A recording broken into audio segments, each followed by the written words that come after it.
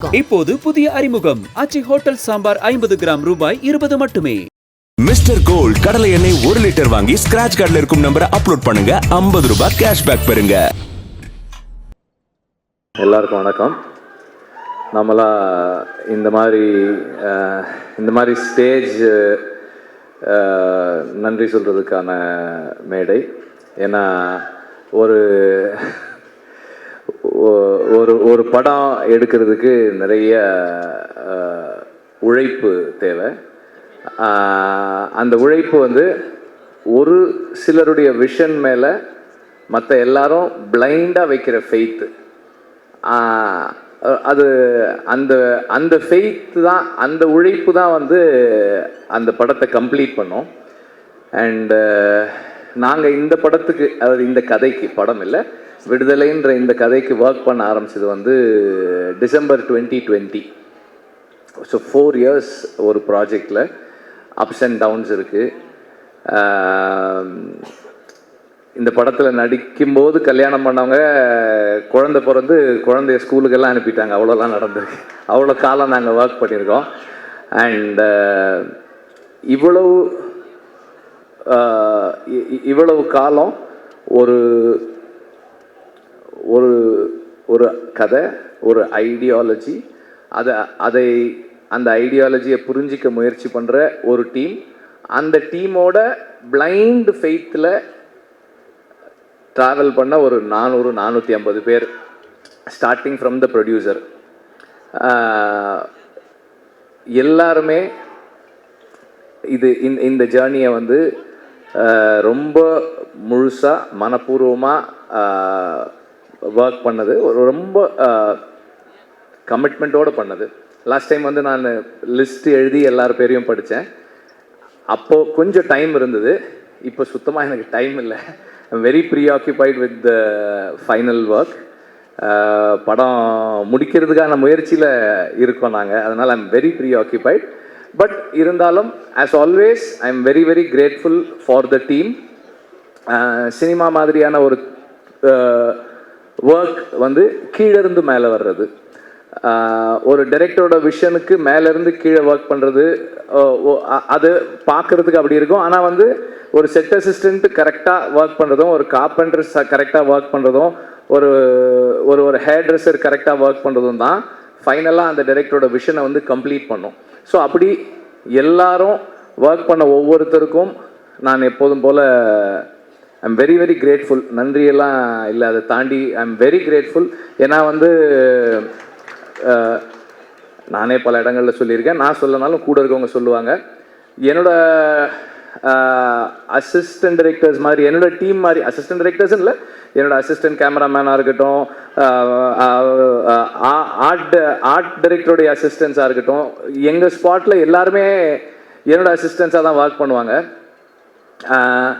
இந்த மாதிரி ஒரு டீம் எங்கேயுமே பார்க்க முடியாது. ஏன்னா நார்மலாக அசிஸ்டன்ட் டைரக்டர்ஸ் எப்படி ஒர்க் பண்ணுவாங்கன்னா, ஒரு ஸ்கிரிப்ட் இருக்கும், இன்றைக்கி இந்தந்த சீன்லாம் எடுக்க போகிறோம் அப்படின்னு இருக்கும், அதுக்கு இந்தந்த ஆர்டிஸ்ட் வருவாங்க, இந்தந்த ப்ராப்ஸ் இருக்கும், இதெல்லாம் இருக்கும், அப்படி தான் ஒர்க் பண்ணுவாங்க. ஆனால் எங்கள் டீம் எப்படி ஒர்க் பண்ணோன்னா, ஓகே இன்றைக்கி இந்த ஆர்டிஸ்ட் வர சொல்கிறாரு, அப்போ இந்த சீன்லாம் இருக்கும், அப்படி இல்லைன்னா இந்த லொக்கேஷன் நம்ம போகிறோம், அப்போ அந்த சீன்லாம் இருக்குமோ, எந்தெந்த பீரியடெல்லாம் இருக்கும். இப்போ நான் திடீர்னு போயிட்டு அதுதான் அன்றைக்கே சொன்னேனே, அந்த பீரியட் 70s வரணும், இது அப்படின்னா ரெடியாக இருக்குது, ஓ ரெடியாக இருக்கா, ஓகே அப்போ அது 60s, அதுவும் ரெடியாக இருக்குது. இந்த மாதிரி அவங்களே பாதி கோ கிரியேட்டர்ஸாக இருந்தால் மட்டும்தான் இப்படியெல்லாம் ஒர்க் பண்ண முடியும். அண்ட் இந்த மாதிரி இந்த கண்டிஷன்ஸில் ஒர்க் பண்ணுறவங்க தே தெம்செல்ஸ் ஆர் டைரக்டர்ஸ். அவங்க இப்போ நம்மளை அசிஸ்ட் பண்ணுறாங்களே தவிர அவங்களே எல்லா டெசிஷன்ஸும், மோஸ்ட் ஆஃப் த டெசிஷன்ஸ் எடுத்து தான் பண்ணுறாங்க. இந்த மாதிரி ஒரு டீம் இல்லைன்னா என்னால் ஒரு டைரக்டர்னு பேர் வாங்கவே முடியாது. ஏன்னா ஐ எம் வெரி ஸ்கேட்டர்ட். என்னோட இங்கே ஒன்று பண்ணுவேன், அங்கே ஒன்று பண்ணுவேன், இதெல்லாம் ஒன்றா கட்டி இழுக்கிறது என்னோட டீம் தான். அவங்க தான் அதை ஒழுங்குபடுத்தி வைக்கிறாங்க. So I am really grateful to have a team like this. And இதனுடைய எக்ஸ்டென்ஷனாக தான் எனக்கு வேல்ராஜும் ஜாக்சனும் ராமரும் இருக்காங்க. இவங்களும் இப்போ நான் ஜாக்சன் கிட்ட வந்து ஜாக்சன் எனக்கு அந்த ஒரு 2 ஸ்ட்ரீட் வேணும், அந்த இது வேணும், ஏதாவது பண்ணிவிடுங்க, அவ்வளோதான் நான் சொல்லுவேன். அவர் வந்து ப்ரொடியூசர்கிட்ட பட்ஜெட் கேட்குறதுலேருந்து டைம் எடுத்துக்கிறதுல எல்லாம் அவர் பண்ணிவிடுவார். ஷூட்டிங் ஒரு 2 நாளைக்கு முன்னாடி செட்டு முடிஞ்சிருச்சா அப்படின்னு கேட்பேன். வந்து ஒரு தடவை பாருங்கன்னுவார். சரி முடிஞ்ச உடனே சொல்லுங்கள், நான் வந்து பார்க்குறேன்னுவேன். நான் நார்மலாக ஒரு லொக்கேஷன் பார்க்குற மாதிரி தான் போவேனே தவிர, நம்மளாம் ஒரு டைரக்டர் வந்து எனக்கு செட்டில் இதெல்லாம் வேணும் அப்படி போக மாட்டேன். ஒரு ஆக்சுவல் லொக்கேஷன் பார்த்துட்டு இந்த லொக்கேஷன் இப்படி இருக்குது, இதில் நான் எங்கே கேமரா வச்சுக்கிறேன். அவர் வரும்போதே சொல்லிடுவார், இங்கே வந்து போனால் இது மேலே கேமரா ஏற்றுவான், அது வந்து ஸ்ட்ராங்காக போட்டுக்கலாம், அது வந்து அந்த கோடா வைக்கிறதுக்கு அடிச்சுக்குங்க அப்படின்றவார் அவர். So that's how it works. எல்லாருமே வந்து என்னுடைய ஸ்கேட்டர்ட் தாட் ப்ராசஸை அண்டர்ஸ்டாண்ட் பண்ணிட்டு எனக்குள்ளே இருந்து டீசெண்டான ஃபில்ம்ஸ் வர்றதுக்கு ஹெல்ப் பண்ணுறாங்க. So I am very grateful to have a team like this. இந்த டீமில் மை என்ன சொல்கிறது, என்னுடைய my greatest gratefulness is to have Raja sir in this team. ஏன்னா வந்து நார்மலாக வந்து மியூசிக் நான் ஜிவியோட ஒர்க் பண்ணியிருக்கேன், சந்தோஷோட ஒர்க் பண்ணியிருக்கேன். சந்தோஷ் ஒரு மாதிரி ஒர்க் பண்ணுவார், ஜிவி ஒரு மாதிரி ஒர்க் பண்ணுவார். ராஜா சார் வந்து சரி வெற்றிமாறன், நீங்கள் வந்து நாளைக்கு காலையில் 9 o'clock வந்துடுங்க. நான் 9:10 போனேன்னா இந்தாங்க இதை கேளுங்கன்னு 4 டியூன் ஆல்ரெடி பண்ணிட்டு இருப்பார். அந்த 10 minutes 4 டியூன் ரெடி பண்ணி வச்சிருப்பார் அவர். And is very punctual, which is little என்ன சொல்கிறது, எனக்கு அவ்வளோ கன்வீனியன்ட் கிடையாது, அது கொஞ்சம் இன்கன்வீனியன்ட்டாக எனக்கு. ஆனால் இன்னைக்கு காலையில் 9 o'clock வரேன்னு 9:25 கால் பண்ணுறாரு. என்ன வெற்றிமாறன், என்ன இன்னும் வரல? சார் வந்துகிட்டே இருக்கேன் சார் அப்படின்னு அவசரமாக போனேன். ஸோ எனக்கு வந்து அந்த மியூசிக் சைடில் எனக்கு எதுவுமே கவலையே இல்லை. நான் யோசிக்கவே மாட்டேன். அவர் சார் இந்த மாதிரி ஒரு சாங் சார், ஓகே, இந்த மனசில் சாங் அப்படி தான் சார் நான் வந்து ஒரு சீக்வன்ஸ் பண்ணியிருக்கேன் சார், ஐ திங்க் ஒரு சின்னதாக ஒரு சாங் இருந்தால் நல்லாயிருக்கும்னு எனக்கு தோணுது சார், அந்த சீக்வன்ஸ் காட்டுறேன் அப்படின்னா. சரி காட்டுங்கன்னாரு. நான் காமிச்சேன். அதில் இந்த ப்ரொட்டாகனிஸ்ட் வந்து அந்த ஃபீமேல் ப்ரொட்டாகனிஸ்ட் லீட் கிட்ட ப்ரொட்டாகனிஸ்ட்டு அவன் பேசிகிட்டு இருக்கான். பேசும்போது எனக்கு இந்த இடத்துல பேசலாமான்னு தெரியல, ஆனால் பேசாமல் இருந்தால் ஒரு மாதிரி இருக்குது, ஒரு மாதிரி அன்கம்ஃபர்டபுளாக இருக்குது அப்படின்னு சொல்லி அவன் சொல்லுவான். சீன்லாம் பார்த்தாச்சு. ஒரு 2 days கழிச்சு ரெக்கார்டிங் கம்போசிங் உட்காரலான்னு சொன்னார். ஒரு 5-6 டியூன்ஸ் கம்போஸ் பண்ணிவிட்டு அதில் ஒரு சீன் ஒரு டியூன் டிசைட் பண்ணோம். நெக்ஸ்ட் மார்னிங் அவர் கால் பண்ணார். இல்லை வெற்றிமாறன், நான் அதை யோசித்தேன், நான் வேறு ஒன்று பண்ணியிருக்கேன், நீங்கள் வாங்க அப்படின்னாரு. ஆக்சுவலாக நான் அவருக்கு காமிச்சேன், எனக்கு அந்த சீன் மறந்துருச்சு. இவர் டியூன் பண்ணிவிட்டு லிரிக் எழுதிட்டார். மனசில் ஒரு மாதிரி இருக்குது அப்படின்னு, ஒரு மாதிரியாக இருக்குது. நான் நல்லா இருக்கு சார். அப்போ சொன்னார், அந்த சீனில் அவன் சொல்கிறான்ல அதனால தான் அது அப்படின்னாரு. ஸோ அது எனக்கு வந்து ரொம்ப ஆச்சரியமாக இருக்கும். நான் அசிஸ்டன்ட் டைரக்டராக ஒர்க் பண்ணும்போதே நோட் பண்ணியிருக்கேன். ராஜா சார் வந்து ரீல் ஒரு தடவை பார்ப்பாங்க, பார்த்துட்டு நோட்ஸ் எழுத போயிட்டு திரும்பி வந்து என்ஜினியர்கிட்ட சொல்லுவார், அந்த 24வது அடி 14th ஃப்ரேம்லேருந்து சிங்க் ஸ்டார்ட் பண்ணுங்கன்னு கரெக்டாக அங்கேருந்து வச்சா அந்த மியூசிக் கரெக்டாக இருக்கும், அந்த சேஞ்ச் ஓவர் கரெக்டாக இருக்கும். ஸோ அவ்வளோ மெமரியோட அவ்வளோ ஷார்ப்பாக ஒர்க் பண்ணுவார். அதை நம்ம நேரில் பார்க்கும்போது, பக்கத்தில் இருந்து பார்க்கும்போது அந்த மைண்டை அண்டர்ஸ்டாண்ட் பண்ணுறது வந்து it is a great experience அப்படி தான் சொல்லலாம். எனக்கு ரொம்ப அண்டு எல்லாரும் சொன்னதோட எக்ஸ்டென்ஷனாக ராஜா சார் பேசுகிறத, அவங்க எல்லாம் பேசுகிறத கேட்பாங்க. நான் அவருக்கு தெரியாமல் எப்போ போனாலும் இந்த கேமராவை ஆன் பண்ணிவிட்டு அப்படியே வச்சுட்டே உட்காந்துட்டே இருப்பேன். எல்லாம் ரெக்கார்ட் பண்ணி வச்சுருக்கேன். ராஜா சார் வந்து கீபோர்டில் அந்த ஹார்மோனியமில் உட்காந்து அந்த டியூன் எப்படி வருதுன்றதெல்லாம் எடுத்து வச்சுருக்கேன் நான். I really enjoy the privilege. I feel it's a privilege எனக்கு. அண்டு அவர் வந்து எனக்கு நிறைய ஸ்பேஸ் கொடுக்குறாரு. இந்த சென்ஸ் பர்சனலாக அவரோட இன்ட்ராக்ட் பண்ணுறதுக்கு, பேசுகிறதுக்கு, நமக்கு பிடிச்சதை சொல்கிறதுக்கு. அப்புறம் வந்து ராஜா சார்கிட்ட நான் பார்த்ததோட ஒரு விஷயம் என்னென்னா, நம்ம ஒரு சாங் பண்ணுறோம், அந்த நேரம் நமக்கு அது கரெக்டாக இருக்குது. அப்புறமா வந்து as we take long time to make the film, அந்த ப்ராசஸில் ஏதாவது மிஸ் ஆகும்போது, சார் இல்லை சார் எனக்கு வேறு மாதிரி இருந்தால் நல்லா, ஓகே அதை விட்டுரு, வேறு பாட்டு பண்ணிக்கலாம்.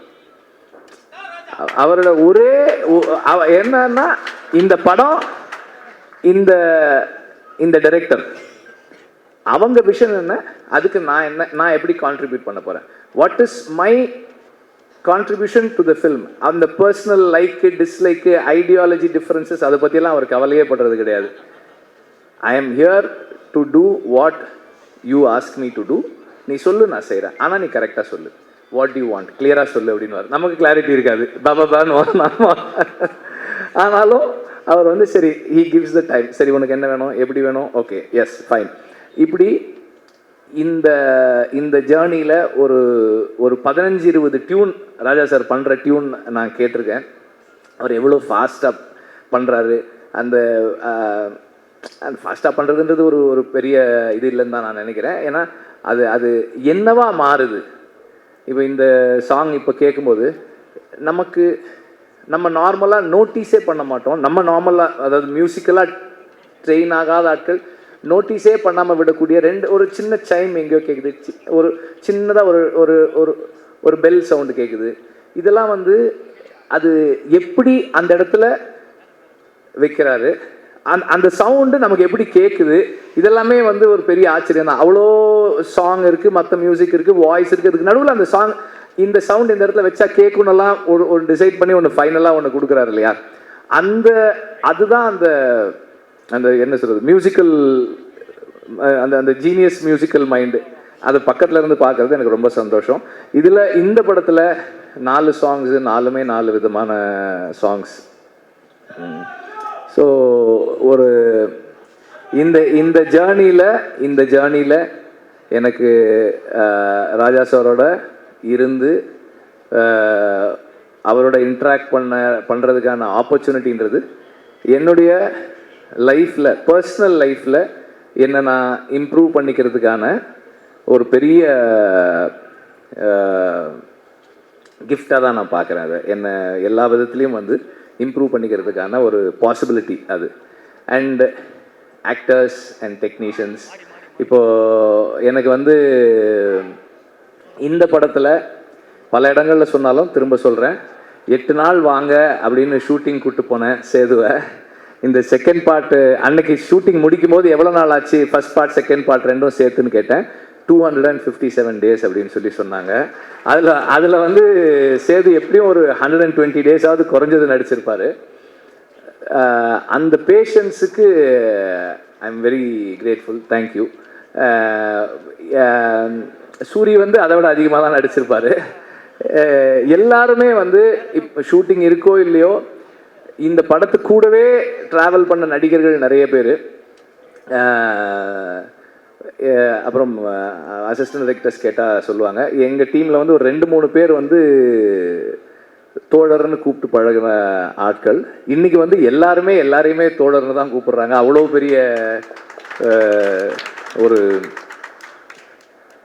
இங்கே ஒரு ஃப்ரெட்டர்னிட்டி உருவாயிருக்கு இவ்வளோ நாள் நாங்கள் ஒர்க் பண்ணதில். அண்ட் சேதுவோடைய கமிட்மெண்ட் அண்ட் ஒரு விஷயத்தை அவர் உள்வாங்கிறது, அண்டர்ஸ்டாண்ட் பண்ணிக்க ட்ரை பண்ணுறது, இது எல்லாமே வந்து எனக்கு வந்து ரொம்ப ஹெல்ப்ஃபுல்லாக இருந்தது. ஏன்னா இந்த படத்தோட சம்மந்தப்பட்ட எல்லாருக்குமே விடுதலை தான் வாத்தியார். விடுதலை தான் எல்லாருக்குமே கற்றுக் கொடுத்துக்கிட்டு இருக்கு, இன்னும் கற்றுக் கொடுத்துக்கிட்டு இருக்கு, இன்னும் கற்றுக் கொடுக்க போகுது. ஸோ நான் இந்த படத்துக்காக நிறைய பேரோட பேசி படித்து தெரிஞ்சுக்கிட்டு அதை எல்லாரோடையும் ஷேர் பண்ணும்போது எவ்வளவு அவங்க அதை உள்வாங்கிறாங்கன்றதை பொறுத்து தான் என்னோட லேர்னிங் என்னவா இருக்குன்னு என்னால் தெரிஞ்சிக்க முடியுது. ஸோ அந்த மாதிரி தொடர்ந்து இந்த படம் எல்லாருக்கும் எனக்கு நிறைய கற்றுக் கொடுத்துக்கிட்டு இருக்கு. இன்னும் படம் ஃபைனல் ஸ்டேஜஸில் இருக்குது, முடிக்கிறதுக்காக ஒர்க் பண்ணிக்கிட்டு இருக்கோம். அது முடியும் போது இன்னும் நிறைய கற்றுக்கிட்டு இருந்திருப்போம்னு நான் நம்புகிறேன். அண்ட் இந்த மியூசிக் ஸ்டேஜ்ன்றதால எக்ஸ்ட்ராவாக ஒன்று என்ன சொல்ல விரும்புகிறேன்னா, நான் வந்து இந்த படத்தோட பேக்ரவுண்ட் ஸ்கோர் செஷன்ஸை பார்க்குறதுக்கு ரொம்ப எக்ஸைட்டடாக வெயிட் பண்ணிகிட்ருக்கேன். ராஜா சார் வந்து அதை எப்படி என்ன பண்ண போகிறாங்க அப்படின்னு பார்க்குறதுக்கு ரொம்ப ஆர்வமாக இருக்கேன். சீக்கிரம் வரேன் சார், ரீல் எடுத்துகிட்டு வரேன் சார், சீக்கிரம் வரேன். அண்ட் நம்பர் ஆஃப் டேஸ் கேட்கும்போதே வந்து தெரியும் எவ்வளோ சேலஞ்சிங்கானதுன்னு. 257 நாள் ஷூட்டிங்கு. அதுவும் கூட அன்னைக்கு கூட எப்படி முடிச்சேன்னா, வேற வழி இல்லை, அதனால ஷூட் பண்ணுறதை நிறுத்திக்கிறேன்னு தான் சொன்னேனே தவிர ஷூட்டிங்கை முடிக்கிறேன்னு சொல்லலை. ஏன்னா முடியல, இன்னும் கொஞ்சம் பாக்கி இருக்கு. பட் எனிவே இவ்வளோ நாள் எல்லாருக்கும் வெறும் டைம் மட்டும்தான். ப்ரொடியூசருக்கு டைமு, பணம், இன்ட்ரெஸ்ட் எல்லாமும் சேர்ந்துருக்கு. அதோட சேர்ந்து அவரும் வந்து இந்த படத்தின் மூலமாக லேர்ன் பண்ணி அவர் பர்சனல் லைஃப்லையும் நிறைய சேஞ்சஸ் பண்ணிக்கிட்டு இந்த படத்தோடவே தொடர்ந்து கூட இருக்கார். And last but not the least, I need to thank the family. என்னோட பசங்க பூந்தென்றல், கதிரவன் அண்ட் ஆர்த்தி, அப்புறம் அம்மா, அக்கா, அவங்க 2 பேர் இங்கே இருக்காங்க. அவங்களுக்கு அப்புறம் என்னுடைய all the friends, again my team, எல்லாருக்கும் என்னுடைய நன்றியை தெரிவிச்சுக்கிறேன். நீங்கள் எல்லாம் ஆமாம் யாருமே பேசலை மஞ்சு வாரியரை பற்றி. அவங்க இல்லாததால நம்ம யாரும் பேசவே இல்லை. அவங்களும் வந்து அவங்களையும் அந்த மாதிரி தான் கூப்பிட்டேன். சும்மா ஒரு கெஸ்ட் ரோலு ஒரு 3 நாள் வரீங்களான்னு தான் கூப்பிட்டேன். ஓகேனாங்க. 3 சீன்னு சொன்னேன்னு நினைக்கிறேன். 3 சீன்னு சொன்னேன். இப்போ 2 பாட்டு இருக்குது அவங்களுக்கு படத்தில் வந்து she plays a very important role. அவங்களோட அசுரனுக்கு அப்புறம் அவங்களோட ஒர்க் பண்ணுறோம். இந்த the commitment again she brings in அந்த ஒரு கேரக்டருக்கு அவங்க கொடுக்குற லைஃப், அதுவும் வந்து ரொம்ப ஸ்பெஷலானது. இந்த ரோல் வந்து உண்மையிலேயே வந்து ஒரு ஸ்பெஷலான ரோல் தான் அது.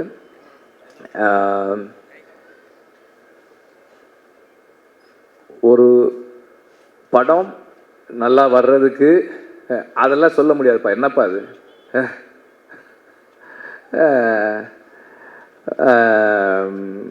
அவர் என்னுடைய நண்பர், அவர் ஒரு கம்பெனி வச்சுருக்காரு. அது என்ன கம்பெனி அது?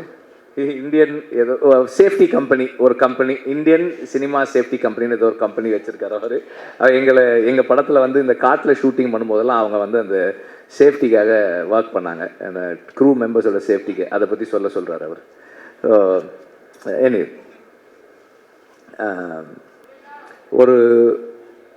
ஒரு படம் ஒரு டீசெண்டான படமாக மாறுறதுக்கு அந்த டீம் தான் காரணம். அண்ட் அந்த டீமில் வந்து திரும்ப ரிப்பீட் பண்ணுறேன், assistant directors, assistant cameraman and art department assistant, managers, production assistants, எல்லாருமே வந்து அதில் இருக்கிறவங்க. அவங்களுடைய கமிட்மெண்ட் தான் வந்து அந்த படத்தை கம்ப்ளீட் பண்ணுது. ஸோ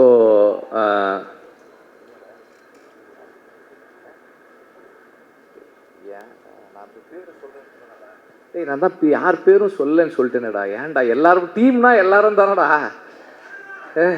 எல்லாரும் தானடா.